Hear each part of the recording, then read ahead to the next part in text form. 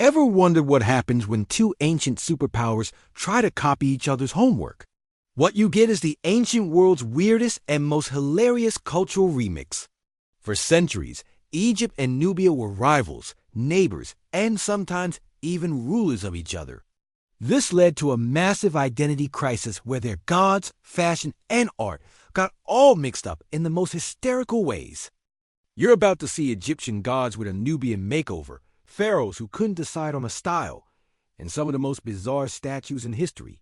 Stick around, because by the end, you'll find out which culture totally won this ancient copycat battle. So how did this epic remix even start? Well, it all kicked off when Egypt, feeling a bit full of itself, conquered parts of Nubia. But here's the twist. The Nubians were master archers and rich in gold, so they weren't just going to sit back. Over time, the power flipped, and Nubian kings, known as the Black Pharaohs, actually ended up ruling all of Egypt. This is where things get really funny. Imagine a new boss taking over your office and deciding they love the old company's logo, but they're going to put their own face on it. That's exactly what the Nubians did. They looked at Egypt's thousands of years of tradition, its powerful gods like Amun and Ra, and said, "Yes, we'll take that. Thank you very much." But they didn't just copy. They remix. Now, what does it look like when a god has an identity crisis? You get statues that are pure comedy gold. The Egyptians were all about slender, idealized figures.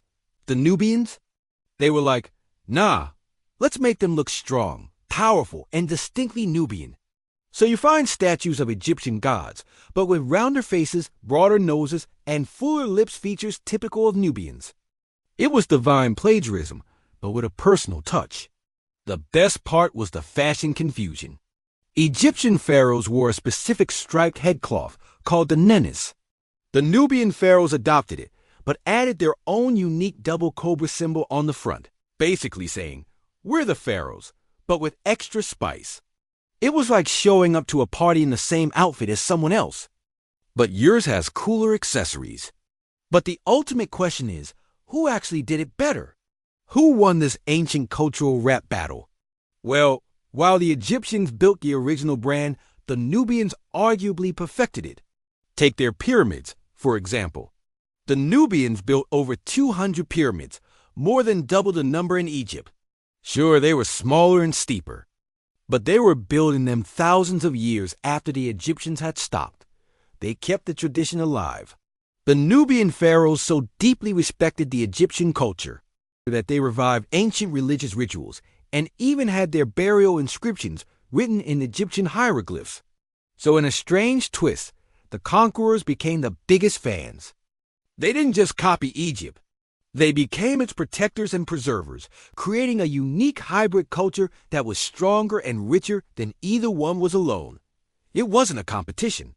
It was the ultimate collaboration.